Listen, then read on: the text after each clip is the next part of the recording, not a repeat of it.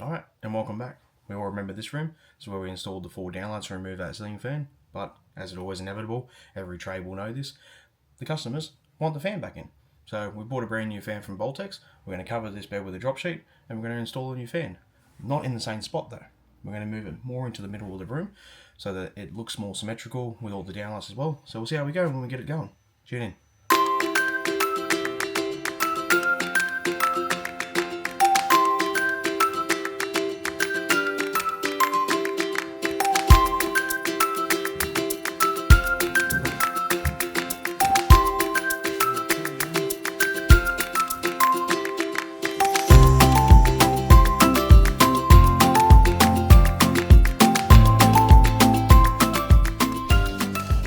So we want to measure center. We'll find a spot that we're happy with where center's going to be. I'm about 1450 right in front of me. We'll go to the wall. If the tape measure works for me. So we're about 1500. So I want to go about 1475, which is about there. Make a quick mark. And we're at 1550, which that does not work out at all, does it? So that's at 1475, that's 1450, so it's not 75 the wrong way. So we want to go back this way, 75, so we want half of that, so that'll be, what's that, 37.5. So we'll go back about 40 mil, which gets us to about 1510. We'll make that mark there. How's it looking from this side? It's about bang on 1510 there. Right, so we'll measure across this way. Yep, I'm happy with that. Double check this way. We're at about 1965. Move it over about 5 mil. Over there. And we'll go there. And there's our mark for where we want the ceiling fan to sit. First thing you want to do, so we'll start the hole in the center. We're going to figure out whether or not we're going to need a timber, which I assume we will. So we'll get our hole cut, find out if there's a timber nearby. If there's not, we'll have to go on the roof and put a timber in. Once we put a timber in, then we can drill a hole either through the timber or have the timber next to the hole. But it's our first time doing a Voltex ceiling fan, so it may be different. I don't know. I haven't actually looked or opened this one up yet, so we're going to open it up together and go a little review as we go along. All right, let's get into it. So we've got our plaster saw, jab saw, gyprock saw, which is bent because I try to put it through fibro. But I have to say though, a little bit of a review, right? The Milwaukee jab saws, I'm a Milwaukee snob, right? So I love Milwaukee anything if I can get them, but I won't touch their screwdrivers. I love Wera. I think Wera is the best ones, but the Milwaukee jab saw, I have to say, is probably one of the worst ones on the market. It blunts so easily and it doesn't like to cut anything other than plasterboard. If you try and cut fibro, it doesn't like it, right? But it blunts really quickly. So if you start cutting into brackets and, you know, trying to do your cutouts in a rough-in of a brand new place, it blunts so easily and doesn't like cutting. So yeah, it's not the best. Probably the Stanleys, I think, are probably the best ones, or the Irwins. Irwin's probably the best ones, I think, on the market, but each to their own, or what you think's better. So stab the center hole, cut around the mark.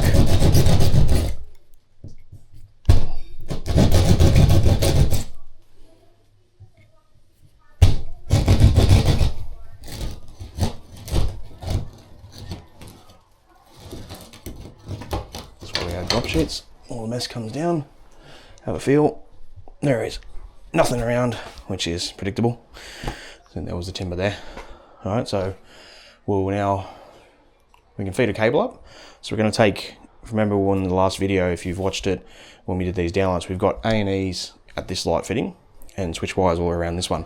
So at that light fitting there, we're going to run a twin and earth from the fan hole to that downlight over there.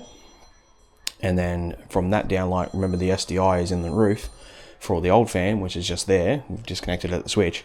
It's going to go over to that point. So the twin and earth that we run here will act as a switch neutral earth, and the SDI will be picking up the switch down there and then what we'll have is it'll bridge a neutral and earth over, then we'll have a switch wire over. The permanent feed's already there, so we're just using the neutral earth from the downlights, the switch wire from the switch, because there's a permanent feed down at the switch. I hope that makes sense, everyone. Once we start doing it, it'll show you what we're doing, and it'll make sense how we're going to do it. Alright, so let's do it, so we know how we're going to do it. I'll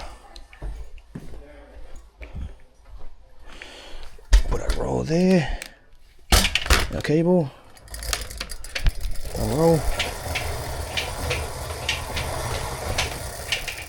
Yeah, good enough.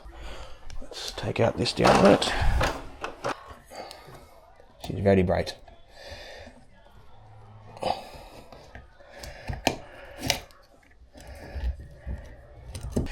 So we're going to run a twin and earth, so we're going to pinch the neutral and earth. We're going to pinch those two cables to send over to the fan, and we're going to take the switch feed from the SDI that's over there. So from the SDI that's at that hole, we're going to drag it over to here, drop it in, so it's going to act the same as this twin does. So that white we're going to put it in a connector and hide it inside this plug base. So we'll use the neutral and earth, the SDI will be the red, the SDI always goes down the switch, and then done. And the only thing we have to get in the roof for is the timber, which would have been nice to avoid that, but you know, it is what it is. Okay, so let's get into it. We'll push this up into the roof.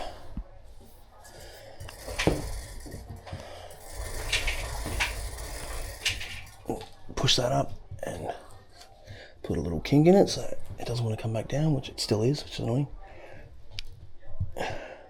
Here's some timber. Luckily, there's some under this house. This is not the house I'm working in, it's just a random house next door, but you know, all good. I need some screws, and then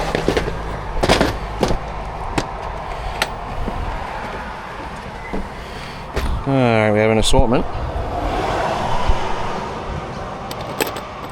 Too much? Probably. These guys usually do. So a couple of these up, more than you need. I'd use roofing screws, but I've only got metal cutting ones, which would work, but I don't really want to use them because it takes, sometimes those self-tapping bits don't like going through timber, but wood screws do, and I haven't had a problem with these ever.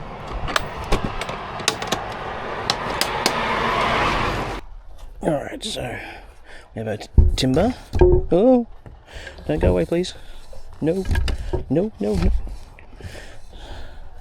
Give me that to kneel on. Alright, so we have our timber, our cable. Get out of that. Get out of it. Get it out. There we go. We'll drop this down that hole. And we have our SDI from the switch down that hole too. And just to reiterate something back on the old video, how I was saying about the timbers, I didn't really explain this well enough from down there. So your ceiling buttons, which hold up the ceiling itself connected to your rafters, right? So these here are roof battens for horsehair plaster. So when they install horsehair, they've got to wrap, like I said, it's all flaky and everything, right? They wrap the horsehair on top of these timbers to keep them up. If sometimes they'll put nails and screws through as well. That's another option that they do. But 9 times out of 10 when you come across horsehair, they're wrapping the horsehair in certain sections over the top of these timbers to hold it up on the ceiling. So going through these in a bay like this is not a big deal because these are going to be screwed to these timbers here. So if you cut a timber out here, it's not going to be a big deal. So we would have done it when we installed the aircon years ago over there. We probably would have gone through that timber just there, straight through. So it's not a structural timber. You cut through this, you cut through these, or you cut through these up here. Major problem. Major structural issues. Engineers need to come in and rectify all the problems. But yeah, that's what I was trying to explain with doing all this, right? So we have our switch neutral earth cable there. We have our old VIR, which is absolutely cooked. Look at that. It's lovely. There. And we have our timber ready to go in. So I'm push this insulation out of the way for now. Yes, I want to. So I'm going to get into a better position so I can sit down. Ooh. Oh, I see something here, right? What's everyone's opinion? I need to make sure you can see what I'm looking at. But the solar is still above my head right now. There's panels right there, okay? When I've done solar, we do solid T's, right? There's a junction there. Now, you can't access it without the use of a tool, that's fine. But what's everyone's opinion of this? Like, I don't like it because I feel like it should be a continuously sealed conduit. You shouldn't be able to access DC cables at any point, because you don't need to service DC cables. You just need to be able to run the cables in, need to be protected by conduit, right? Now, it's a heavy duty conduit, so it's a solar conduit. I'm happy with that. The Corrie, I'm not sure, but I'm not fussed. It's not my install. It goes down all the way down outside through the wall, and that. It's all conduited the whole way, but it's a junction. I don't like it. What's everyone's opinion on that? Sound off in the comments, let me know. Back to this. So, we have our Great Woolies bag. Right. We have our Woolies bag full of all the stuff we're going to need, and a pocket full of screws. We want to measure the bay that we want to work in. So I'm getting 420, 421, 422 is tight, right? So 420 will be fine. And we got some play, right? So I want to mark 420. Take my fingernail. And we can use a tape measure to make a good imprint. Now, this is not an architectural design ready, so it doesn't have to be a perfect cut, but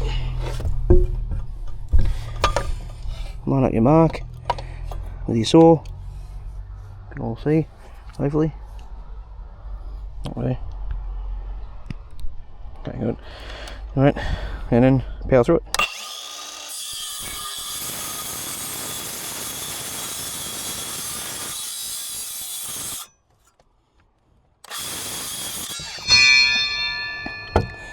Little tip for apprentices that I didn't just do.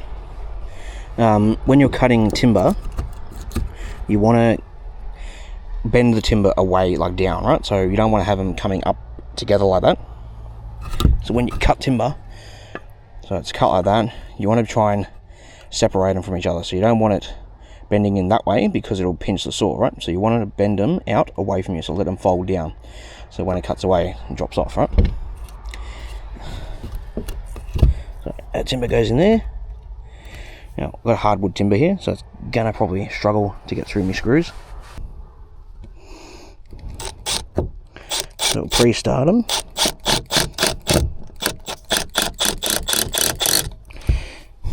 Now, because this ceiling drops below these timbers I'm about to screw into, I'm gonna have to lift this up as I screw it, right? So, started the screws off. That's about to pierce through. That one wouldn't be far away. So I'm going to line it up near the hole. Hold it up off the roof a bit. This one's in too much of an angle, so I'm going to back it off a bit. Yeah, and just start going through. It starts to get stuck in its hardwood. Back it off. Start it again.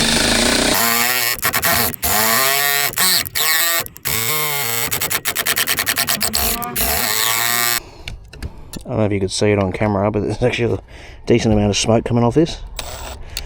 Just goes to show you just how hot hardwood makes the cables, makes the screws. Make sure it's nice and secure.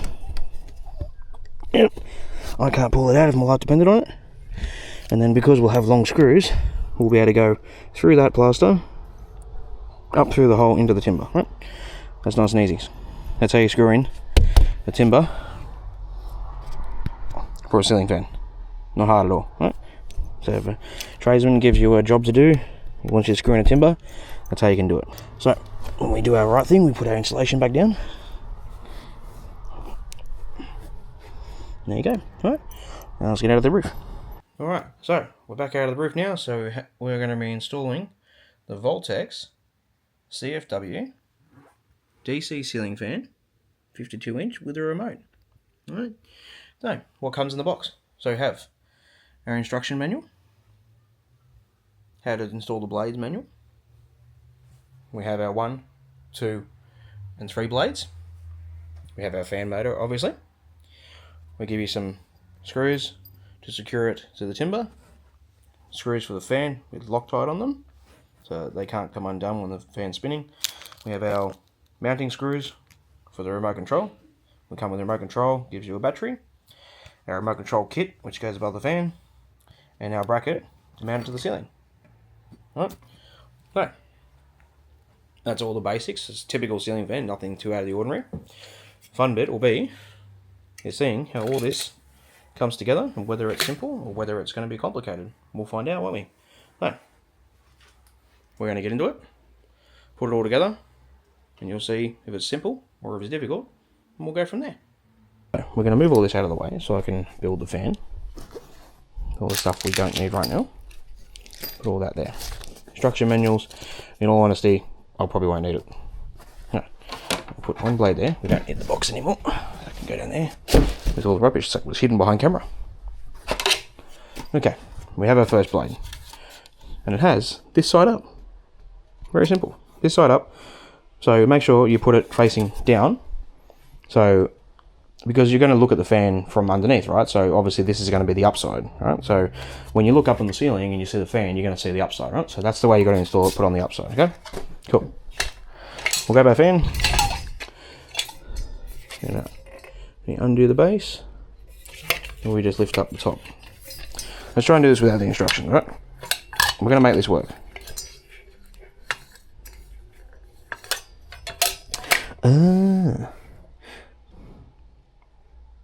I cheated, by the way. I read the instructions. I could see the picture over there. Alright. That's fancy. I like that. Okay. So very similar to, I think it's Mercator or Mercator, however you want to pronounce it. We've got 2 holes for 2 holes. Blade goes in.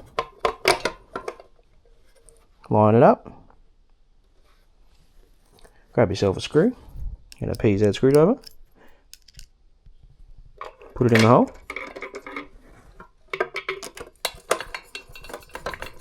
And screw away. Go to hand tight and then an extra turn. Screw in.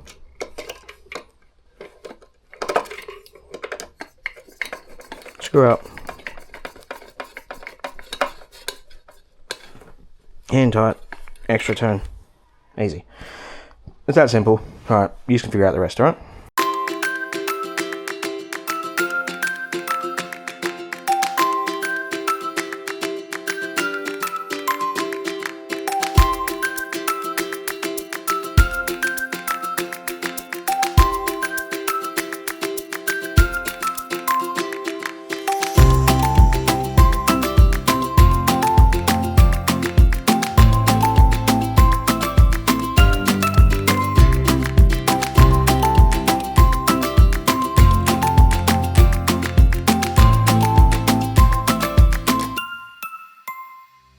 And there we go. So, it's dead simple.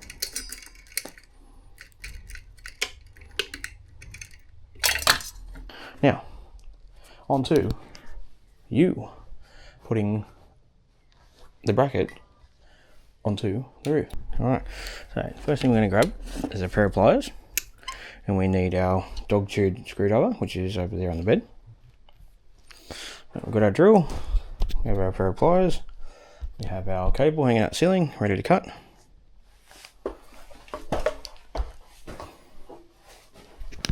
And we have you looking at me. Don't put screws in your mouth, kids.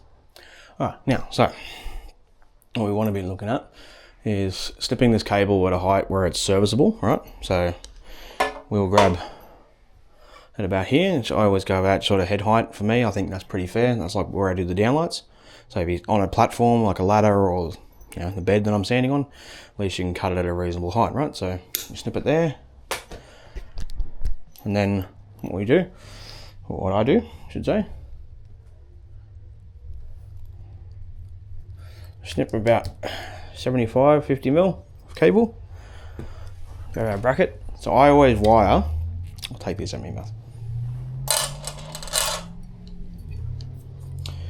I always tend to wire the cables onto the bracket first, and that way there's no issues of it getting you smudging the ceiling with your hands if they're dirty, like you've been crawling on the roof like I have. There's no scratches on the ceiling from the tool you're using. So we'll strip all the cables off, twist them all together,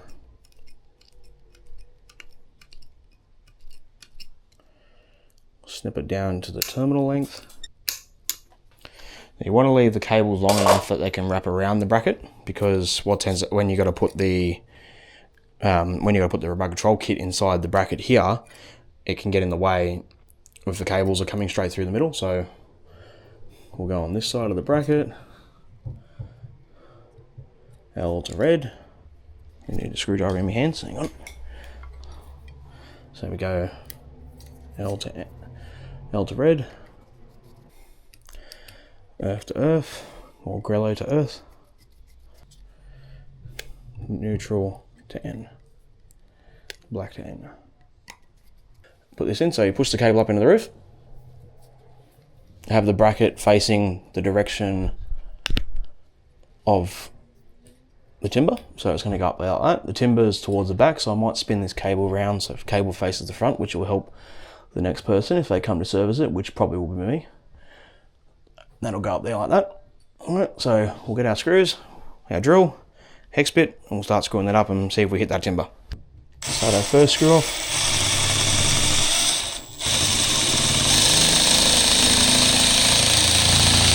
Alright, yeah, that's grabbed a fair way, so I'm happy with these screws.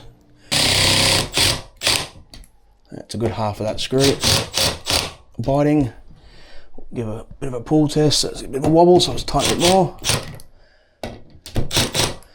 And you don't want to go too tight when you've got the gap in the horsehair plaster, because what will end up happening is you'll pull the horsehair plaster up to the timber that you've screwed in, right? So ideally, if you can, you'd get a taller timber than what I got. And by having the taller timber, what you'll end up having is you'll have no gap between the plasterboard and the timber, right? So if I tighten that up really tight, it's just going to pull that bracket into the ceiling, and that's not what you want, right? So it is going to have a little bit of movement, like a tiniest bit, because you've gone hard up to the plasterboard. But if you had it loose because you didn't want to push up into the ceiling, obviously, then what will end up happening is that'll be wobbly, that bracket, and as soon as that gets up to enough speed when it's spinning, the whole fan's going to pivot, right? So we can now put the fan up, everything ready to be plugged in. So we'll tuck the cables out of the way. So what we'll do is we'll now grab the fan. So it's got a notch in these, right? So on every fan you install, this is more for an apprentice, you will see this when they're trying to install. If the fan doesn't sit flush on the ceiling, for whatever reason, or it seems like it's moving, like this egg ball on top, it's got a little notch in there, right? So that notch in there catches on this little notch here. I don't know if you can see it very well on camera, but when you're installing these, you'll notice it, right? So that little notch has to sit in that notch up there, right?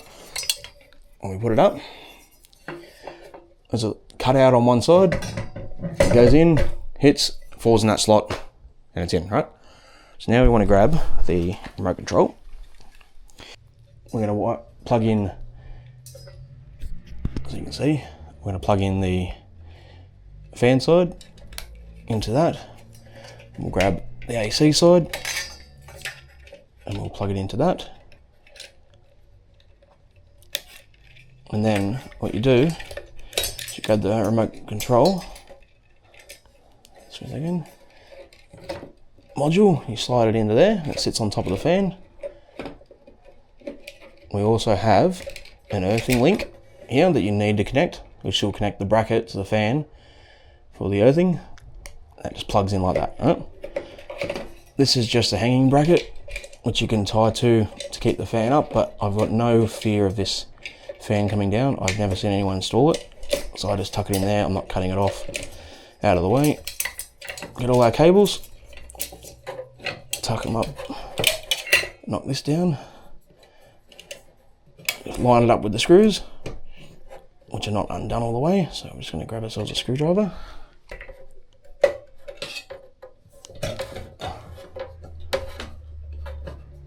Alright, twist it, and that's secured now.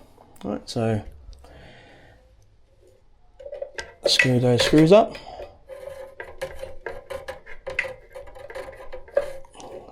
I just do finger tight. I don't really go to gung ho on them. There's no point to it. You want to be able to service it, not terminate it completely. And I noticed that this one's actually got magnets up there which hold this cover in, and like that, that goes up. Straighten the fan out. So we'll give this a wipe over when we're done anyway, because this fan's actually a matte finish, so they get very fingerprinty very easily. So when you've got dirty hands like I do, it marks them up very easily. So what we'll do is we'll give that a wipe over once we're done, but we're going to go to the downlight over there, that one there, and pull that timber out of the ceiling that we put down the hole, wire everything in, and then change the switch on the wall. Once the switch on the wall is changed, then we can turn everything on, power everything back up, and we're good to go. So we're going to go isolate the circuit, we're going to lock it off like we did in the last video, and we're going to wire that plug base up to suit this fan with the new wire the switch, turn it back on, and we're good to go. Alright, let's get into it. Alright, lights are off, let's get into this. So, this twin, well, let's pull this timber out first, that's the timber left over from the roof. So, this SDI here is going to the light switch down the bare. So that's going to be now used as our switch feed for this fan cable, right? Now, all I need for the fan to work is an active neutral earth wire, which is this here. So this is going to turn into a switch neutral earth, as this one is here, right? And this is our switch wire. We have a neutral and earth here, which is bonding from the rest of the property, and then our permanent feeds in this plug base, and our switch feed is coming from the switch. That all makes sense to everyone? Everyone following along? So we'll go snippy snippy.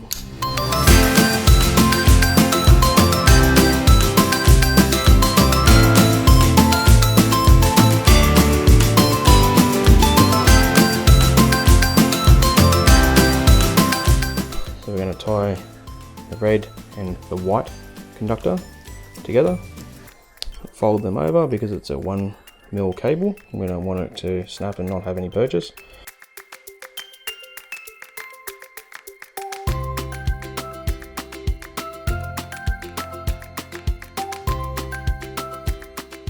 When you're twisting cables to old cables, they're not very old, but you know they're old enough that this has all been together, but untwist them a bit,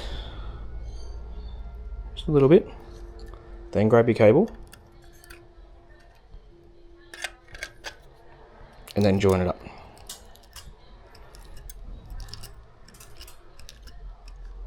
And the reason for that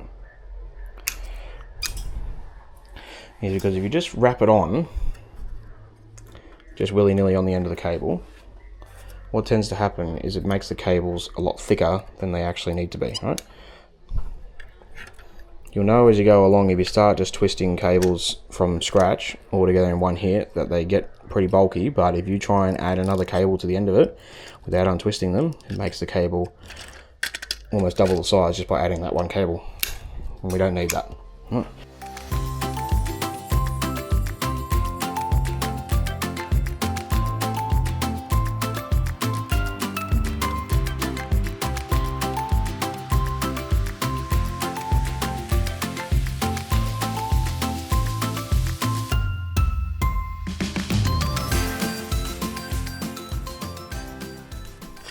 And then for this one, what we're going to do, because there's just enough room inside this enclosure, in this plug base, is we'll grab a connector. Because I don't want to put a junction box on the end of this. I don't want to have more cables trying to be pulled out of this hole from a separate enclosure, and I don't want to have building wire exposed, because that's non-compliant. So we'll tuck that in there. We're going to get our cables back down into the slot where they were. Tuck everything down on top. Tuck that connector down into there. Let's bring our plug base back around. That doesn't want to, plug base lid that didn't want to come off. Tuck everything down into the hole. There's that out of the way.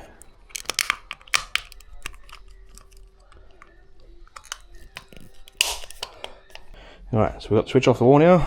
So we want our white tape. So we said we left this SDI on the wall, not for any reason other than just probably laziness, to be honest. We just didn't bother taking it out. So we'll wrap this up in white tape to identify it as an active and not a neutral. Even though you should test anyway, but yeah, that's beside the point. Okay, we have our new 2-gang. So the reason we're putting a 2-gang when it's a remote control fan is because part of AS3000 is you need to be able to isolate that fan locally. We can't be able to turn that circuit off, and that's how we isolate the fan, right? Because in any sort of dwelling, like the switchboard could be at the other end of the house. So how do you turn it off in a hurry or have local isolation? So you have a light switch in the bedroom.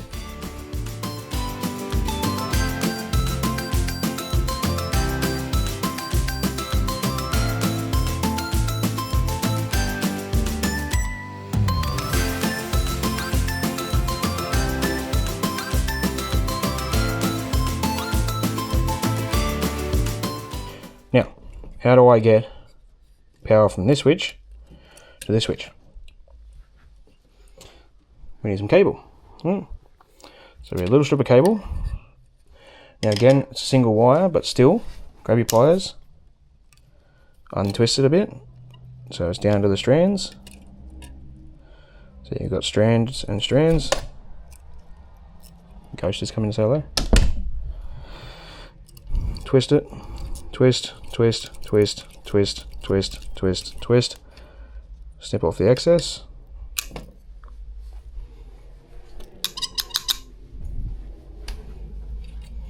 Put this one into the first terminal with the downlights.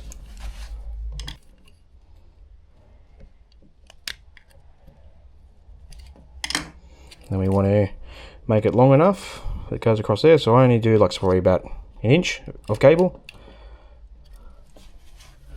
Snip off the excess, strip it enough that we're going to be able to fold it. So strip, we'll twist,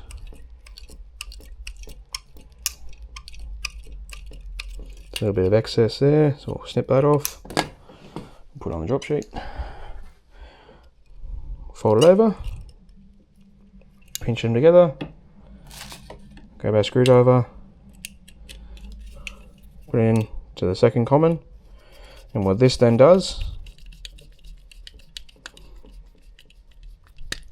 is then bridges the actives. So you're bridging your active across in a series circuit straight across to the next switch, right? Alright, and that's it. That's how you wire a 2-gang switch. I'm going to have some fun putting that C-clip back on. If you watch the other video, you'll see why I've had trouble with it, but I didn't lose it this time. Okay, so this is going to go back on, switch is going to go on, and we'll be back, and we have this fan up and running. See you soon. So, final finishing touches now. So, fan's installed. Now, let's put the battery in the remote so we can make sure it's working, right? So, when you get the remote, you need a little Phillips head screwdriver. Undo the terminal. Pop it open. On the innie side goes on the spring. Push it in. So it's down all the way. Put the cover back on. Screw it back up. I haven't learned my lesson when it comes to messy hands, so what we're going to do, I'm just going to give this remote a bit of a wipe. I'm not going to mount it because I know the customer doesn't want it mounted, so if they can, what we do is a finished package, so we'll give them, I don't need an installation manual, so we give them the instructions.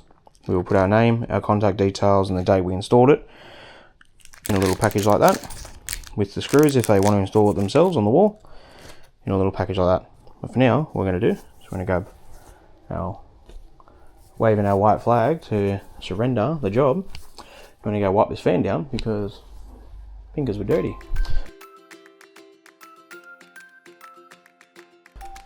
We'll get our remote and we'll start testing some speeds.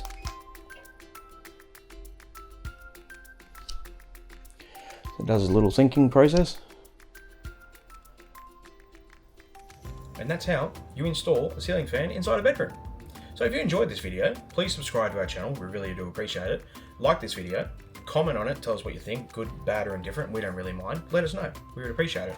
But if you would like any services like this, or any aircon services, some solar or battery, get in touch with us at Richos Group, Richos Electrical, on 0497 543 233.